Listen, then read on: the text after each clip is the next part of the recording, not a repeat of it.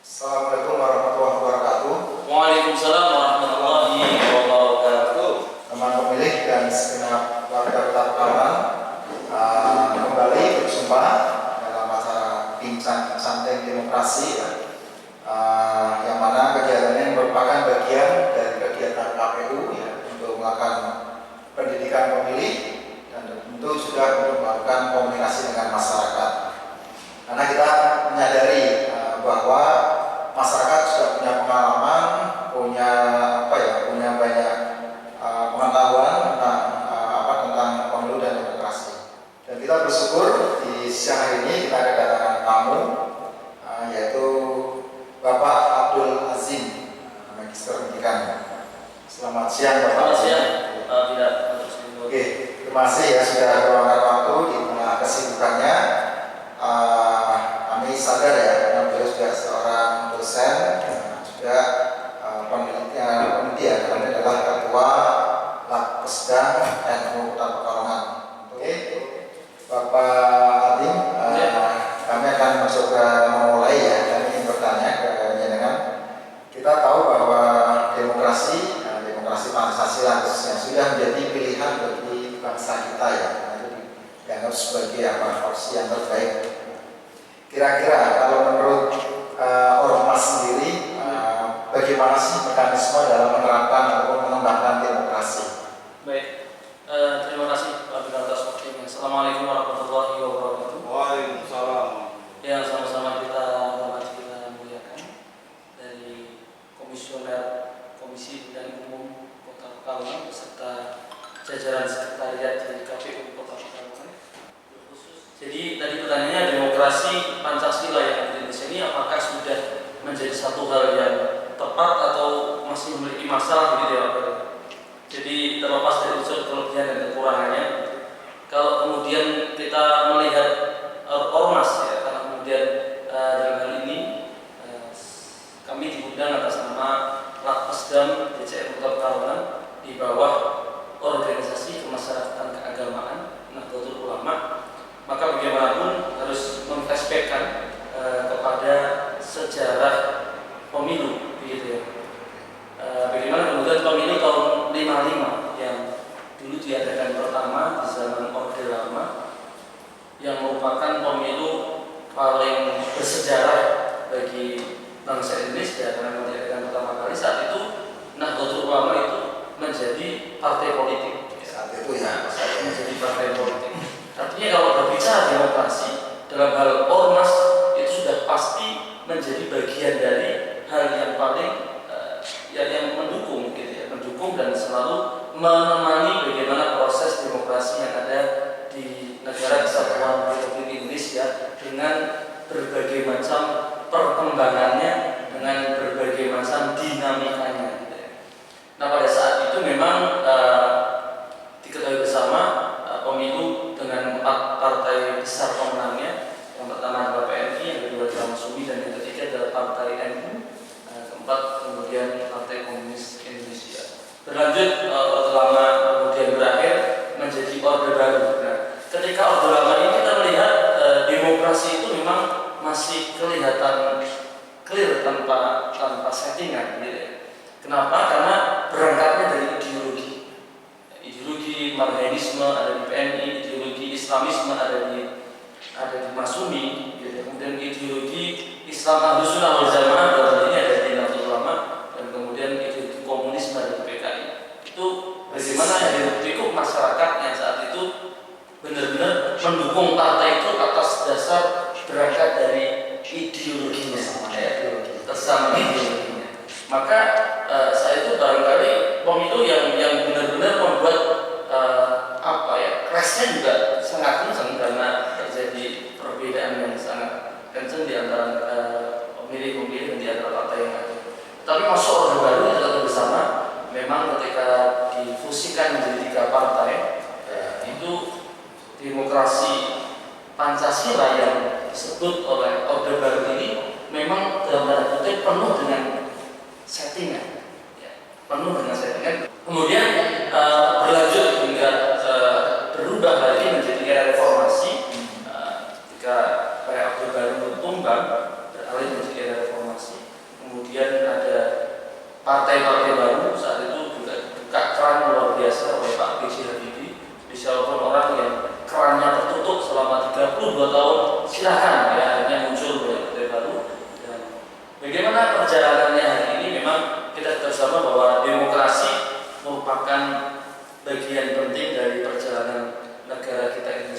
kita. Sebagaimana kemudian founding fathers Pak Hatta itu menyampaikan, demokrasi bisa tertindas sementara karena kesalahannya sendiri. Tetapi setelah ia mengalami cobaan yang baik, ia akan muncul kembali dengan keinsafannya. Berlainan dari negara di Asia, demokrasi di sini Indonesia berurat berakar di dalam pergaulan hidup. Oleh sebab itu ia tidak mampu dilenyapkan selama-lamanya.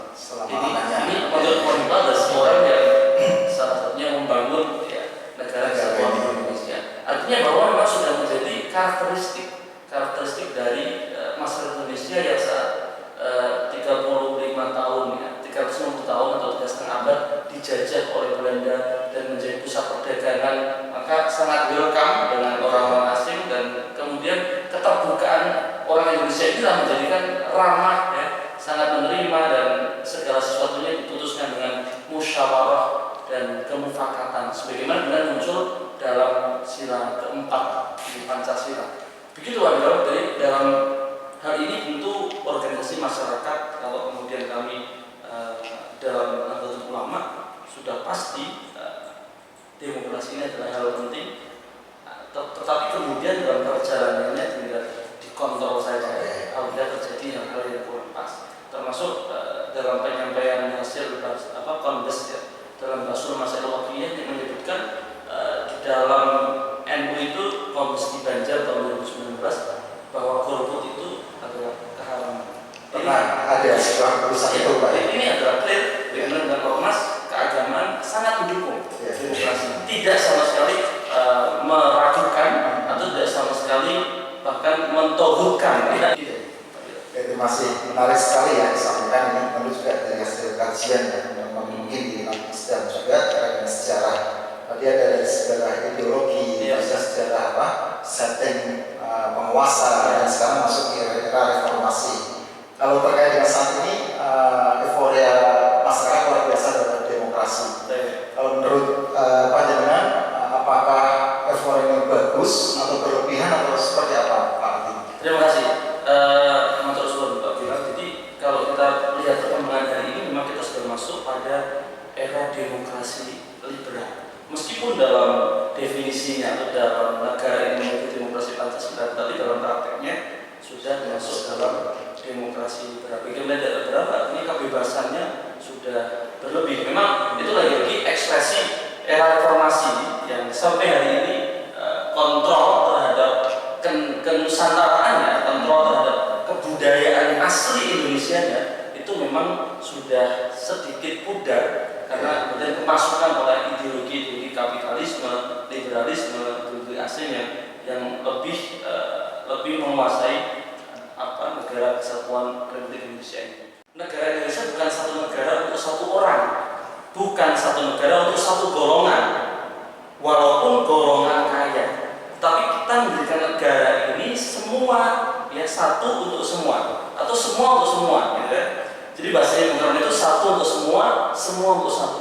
Negara kesatuan Indonesia yang satu ini yang menjadi satu ikatan negara ini untuk semuanya, baik itu di dalamnya berisi ratusan suku, kemudian ratusan bahasa, kemudian ada 17.000 pulau dengan kekayaan yang ada. Ini tentu menjadi satu hal yang ditekan founding fathers. Tapi kemudian semua untuk satu dan satu untuk semua ini kalau menggunakan demokrasi liberal, maka yang paling mendapat kesempatan adalah orang yang berkuat. Menurut saya. Kenapa? Kalau kita mengkritik perjalanan demokrasi yang pasca reformasi sampai ke terakhir 2019, bagaimana kemudian partai-partai yang harusnya memiliki kader dalam hal ini sudah tampak dan terlihat tidak hanya kader yang direkrut untuk dicalonkan entah itu di legislatif kewilayahan tingkat kota kabupaten, provinsi maupun RI, tetapi kemudian siapa yang memiliki uang. Jadi contoh pengusaha yang memiliki finansial besar datang mendaftar di partai untuk mencalonkan diri sebagai DPR. Ketika itu memang punya kapasitas dalam hal keuangan, partai menerima tanpa harus melalui kaderisasi di partai. Nah ini adalah satu hal yang menjadi satu otokritik dalam proses demokrasi kekinian, yang mana akhirnya keluar dari statementnya Bung Karno, pesannya Bung Karno bahwa bukan satu negara untuk satu golongan saja, ya, tetapi kemudian satu untuk semua dan semua untuk satu.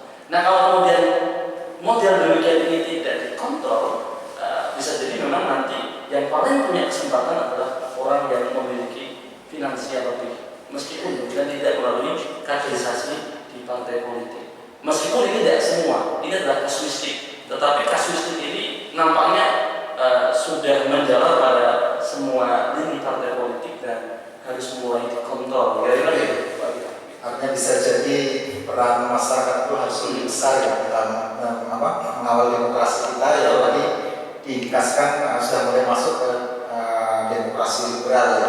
Ini adalah satu perubahan yang luar biasa dari Orde Lama, Orde Baru sampai reformasi, dan hal ini lagi-lagi demokrasi liberal yang sebagai praktek kekinian ini memang harus dikaji di dalam, dikontrol di dalam, dan bisa menjadi sebuah aturan hukum di negara ini yang kemudian menjadi satu pijakan bagi KPU yang nanti membuat pemilihan-pemilihan yang ada itu benar-benar meminimalisir seperti itu. Bisa jadi kemudian tidak menggunakan memilih perorangannya, tetapi kemudian memilih partainya, maksudnya memilih partai sehingga nanti yang menentukan untuk menjadi DPR siapa itu adalah partai politiknya. Hal itu kan pernah terjadi, tapi memang 2019 kan memilihnya adalah perorangannya gitu, Pak Bira. Ini lagi-lagi menjadi sebuah dinamika, menjadi sebuah konsolidasi yang terus-menerus akan menjadi perbincangan menarik, dan tidak bisa kita menemukan titik final ya. Karena dalam negara ini masih berproses berusia 76 tahun gitu ya, masih dalam prosesnya ini, maka bagaimanapun kajian demi kajian para ahli di bidangnya untuk bisa memberikan masukan, dan kemudian pemegang-pemegang kebijakan dalam ini juga penting untuk memberikan sebuah kebijakan yang paling bijak untuk kembali kepada semangat the founding fathers dalam membangun negara kesatuan Republik Indonesia atas dasar permusyawaratan atau kemufakatan atau demokrasi. Baik, Pak Bira. Oke, terima kasih. Saya melihatnya ini adalah otokritik.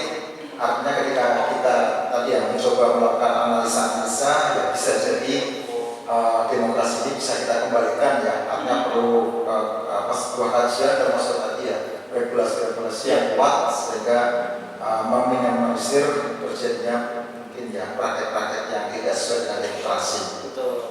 Oke, kita masuk ke hal lain nih, Bapak Ali, terkait dengan pelaksanaan pemilu. Seperti apa sih pandangan dari masyarakat terkait dengan pelaksanaan proses pemilu? Ya, kalau kita melihat pelaksanaan pemilu dari masa ke masa tadi ya, kalau berangkat tahun 55 sampai tahun sebelum 71 gitu ya, memang ideologi ini masih kencang sekali sehingga keberangkatan masyarakat ke bilik suara itu berangkat atas dasar keinginan sendiri. Bahkan kemudian dalam kampanye itu ya mereka iuran gitu. Itu terjadi sampai sebenarnya terjadi sampai Orde Baru ketika ada difusikan menjadi 3 partai, maka di luar partai penguasa dalam hal ini benar-benar masyarakat itu terlibat dan iuran gitu kan. Tetapi lebih dari itu bahwa kondisi dan Indonesia sudah mencapai usia 76 tahun dengan proses pemilihan umum yang sedemikian ini adalah satu prestasi yang luar biasa, karena lagi-lagi perkembangan itu juga dibarengi dengan tingkat kesadaran masyarakat kan gitu ya.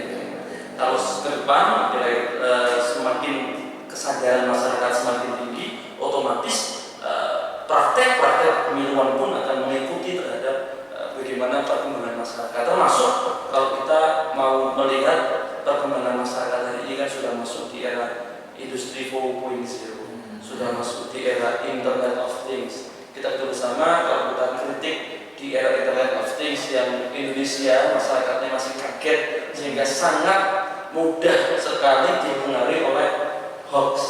Kita tahu di 2019 di dalam Pilpres begitu luar biasa hoax diproduksi gitu kan, dan itu menjadikan masyarakat ini pendewasaan. Oh, akhirnya dia belajar. Oh, ternyata tidak semuanya di dalam media sosial itu betul gitu kan. Tidak semuanya di media itu baik. Dia belajar dengan prosesnya, dan hoax ini memang salah satunya oleh ormas keagamaan yang di Kondes, keputusan Kondes itu juga di Munas Alim Ulama itu juga menyebut itu harus benar-benar dikontrol, harus dikontrol, maka muncul oleh negara kan bagaimana UU Undang-Undang ITE. Selanjutnya saya ingin bertanya nih Pak Ali terkait dengan apa sih harapan masyarakat ya terkait dengan pelaksanaan pemilu ya, di mana mungkin saat ini kita masuk di era yang berbeda dengan era sebelumnya. Kira-kira apa sih pandangan masyarakat terkait dengan pelaksanaan pemilu? Baik, dengan berjalannya waktu, hari ini kalau kita tadi flashback kepada pemilu yang ideolog banget ya, dan itu terasa pada orde lama sampai kemudian orde baru ya. Nah, tapi karena sudah masuk dalam liberalisasi, jadi sudah era kebebasan dalam hal ini, maka liberalisasi itu kan anak kandung dari ya unsur kapitalisme di situ, kemudian juga unsur individualismenya sangat muncul, sangat kentara gitu. Nah, unsur individualisme yang sangat kentara ini menjadikan perilaku masyarakat tanda kutip akan apatis. Ini yang perlu diwaspadai, Pak. Apatisme masyarakat terhadap proses pemilu-pemilu yang ada. Bisa berdampak ke sana, Pak? Iya, ini sangat mungkin berdampak ke sana. Kalau kita mau melihat data saja, memang ada yang menyebut ya bagaimana kemudian proses kepercayaan publik ya, kepercayaan publik terhadap pemerintah itu kan juga menurun gitu ya, terlebih perilaku atau informasi berita-berita yang setiap hari disajikan, adanya korupsi ya, dan korupsi yang merajalela sampai tingkat bawah, contoh di dana desa ya, dana desa yang satu desa 1 miliar, satu desa 2 miliar, kemudian perilaku kepala desa yang tertangkap menjadi korup atas dana negara itu, belum lagi kemudian legislator, belum lagi kemudian eksekutif di tataran kota, kabupaten, di tataran provinsi, berapa puluhan ya kira-kira data yang menyebut kalau perilaku korupsi ada di pusaran-pusaran tersebut. Dari itu peran ormas ya, kalau kemudian memang apabila dalam ini ngobrolnya tentang ormas, bagaimana ormas keagamaan di Indonesia yang terbesar adalah NU dan Muhammadiyah. Kedua-duanya ini memiliki kapasitas yang luar biasa. Kenapa? Karena memiliki pendidikan, lembaga pendidikan yang menjamur dari tingkatan TK, RA sampai tingkatan perguruan tinggi.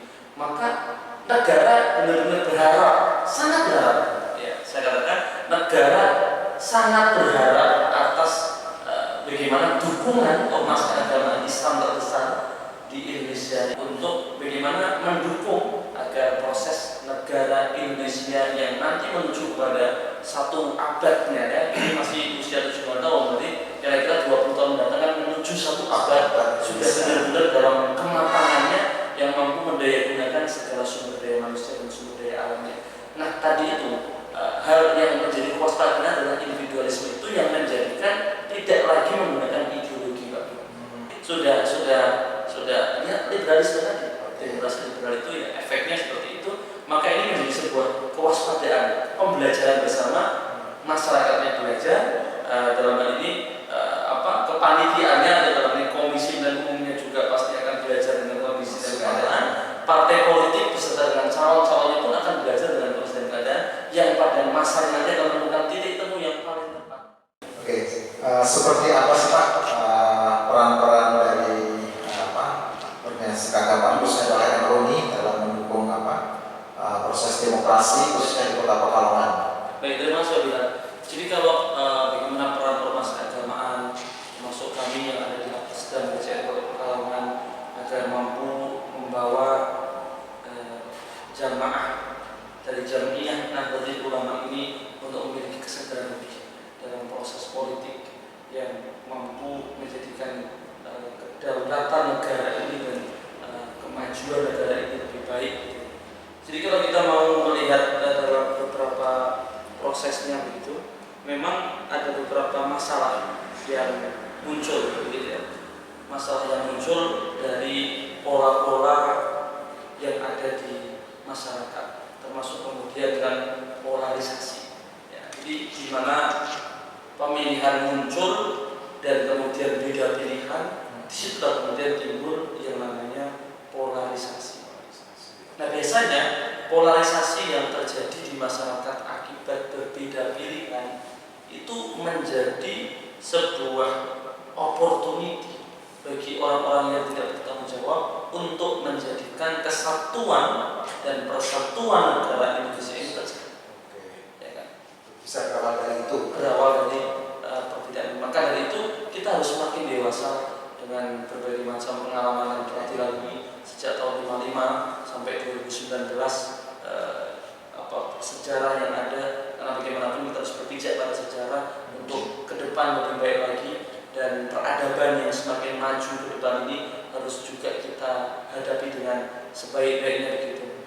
Maka selain daripada itu, polarisasi yang ada, kemudian juga sikap masyarakat yang apatis dan berbagai macam hal-hal lain yang menjadi pengganjal atas berjalannya demokrasi di Indonesia ini, pasti itu akan menjadi sebuah kajian di kami di lembaga kajian dan pengembangan sumber daya manusia untuk menelurkan satu konsep-konsep yang baik yang bisa kami utarakan dalam forum-forum. Kalau di MU itu dikenal dengan Lailatul Ijtima ya. Jadi bagaimana kemudian kita di malam hari berkumpul untuk bermusyawarah, membicarakan hal-hal tentang keorganisasian, tentang kemasyarakatan. Karena bagaimanapun lahirnya Nahdlatul Ulama itu juga memiliki dua semangat, yaitu semangat watoniyah dan semangat diniyah. Jadi semangat keagamaan dan semangat kebangsaan. Jadi diniyah itu keagamaan, watoniyah itu adalah kebangsaan. Maka